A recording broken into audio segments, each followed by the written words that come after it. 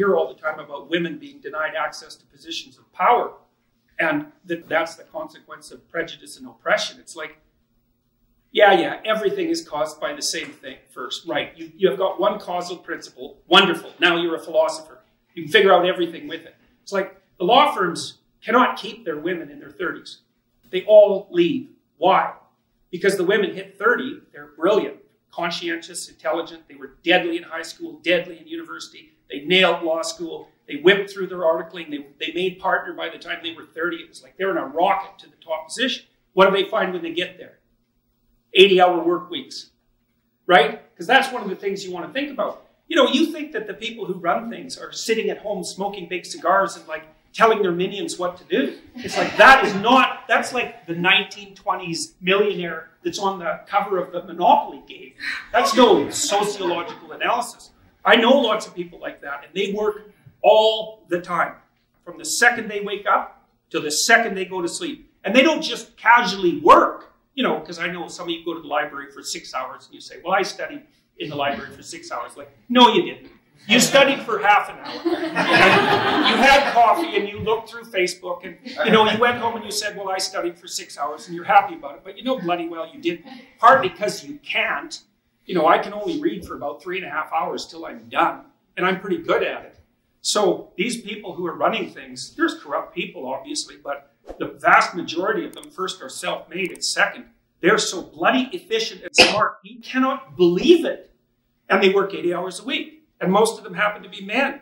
And why is that? Because there are a small number of insane men who will do nothing but work 80 hours a week. So the issue isn't why aren't there more women in positions of power? It's why are there any men insane enough ever to occupy those positions? You know, because we also know, and the data on this is very clear, what's the relationship between money and well-being? Once you have enough money to keep the bill collectors from your door, so once you have enough money to stave off misery, which is sort of lower middle class, something like that in our society, maybe a little lower than that, extra money does not help you. It does not improve your life. So why bother with it? Well, that's what the women in the law firms think. It's like most of them, by the time they're in their 30s, are married. Almost all of them are married to men who make as much money or more than they do, because that's what women go for cross-culturally. 4 to 5 years older, equal or higher in the socioeconomic status. So their husbands already make $350,000 a year. It's like they think, well, I don't need much more money. The men use money to keep track of the competition, by the way, because all the male lawyers that I talk to are usually real hard-ass guys, really low in agreeableness, really high in conscientiousness, like conservative types, low in openness as well. And they want to win.